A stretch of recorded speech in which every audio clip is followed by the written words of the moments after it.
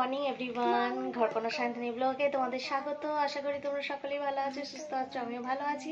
আর এই দেখো মামামের দুধ নিয়ে চলে এসেছি। তো দুধ খাবে। কালকে সারা রাত ধরে বৃষ্টি হয়েছে, অসম্ভব বৃষ্টি। যে সকালে এখনও বৃষ্টি হচ্ছে। তোমাদের দাদাভাই তো কাজে যেতে পারবে না, ভাবছি খিচুড়ি বানাবো। তো চলো আজকে ব্লগটা দেরি না করে দেখতে থাকো, সঙ্গে থেকো।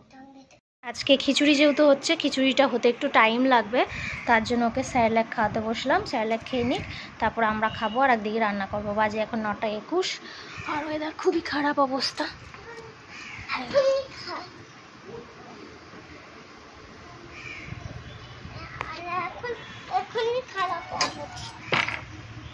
মেঘ হয়ে গেছে।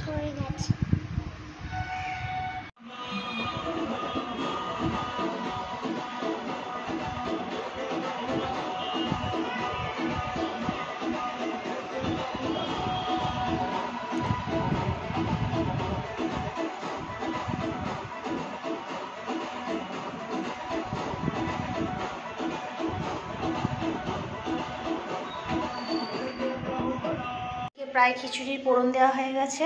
খিচুড়ির মধ্যে আমি ডিমের ভুর্জিও দিয়ে দিয়েছি। তো এটা শেষের দিকে, কমপ্লিট হওয়ার দিকে শুধু ঘি দেব। আর এই দেখো মাছ রেডি করে রেখেছি, মাছ ভাজবো, লাউয়ের খোসা ভাজবো, আর এই যে আলু ভাজবো।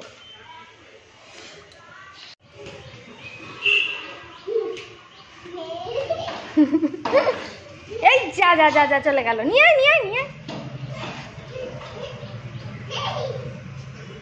হাত দিয়ে নিয়ে এসো। হ্যাঁ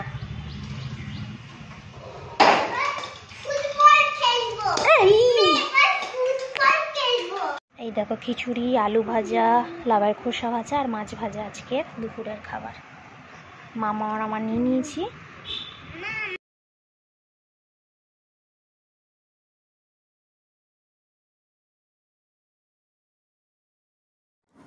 চুলগুলো কেটেছি বলে একটু স্টাইল করছিলাম।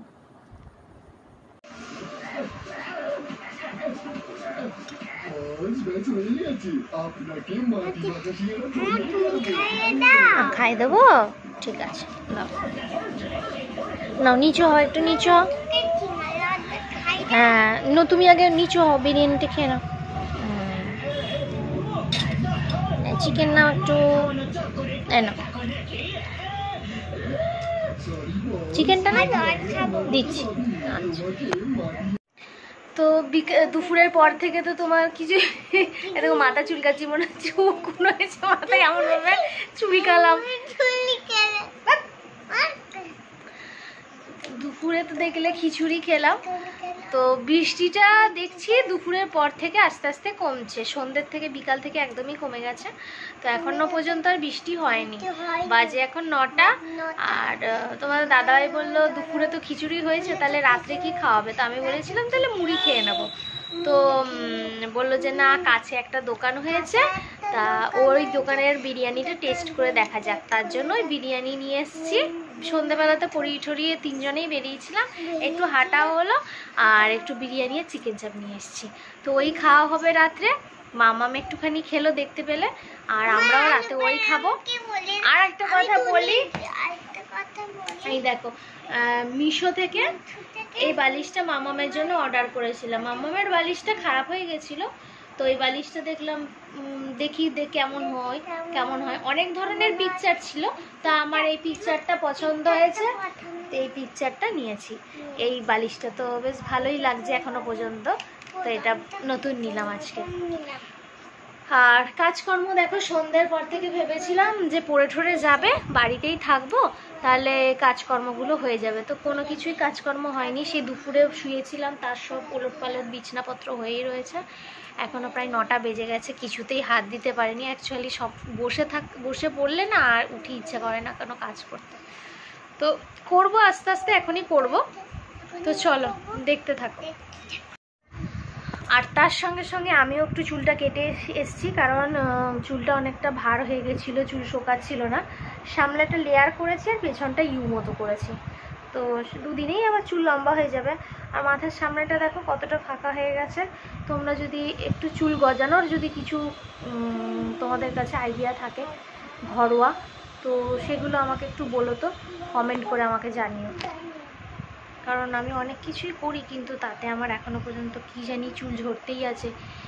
জানি না, হয়তো বর্ষার কারণেও হতে পারে। মাথার সামনেটা দেখো কতটা ফাঁকা হয়ে গেছে। তোমরা যদি কোনো উপায় বলতে পারো আমাকে অবশ্যই জানিও। তো চলো মামামকে আগে খাইয়ে নিই, তারপর আমি আবার খাবো। মামাম তো সন্ধ্যে থেকে সেরম কিছু খায়নি, শুধু একটা ডোনাট কেক খেয়েছিল আসার পর, আর একটুখানি বিরিয়ানি খেয়েছে।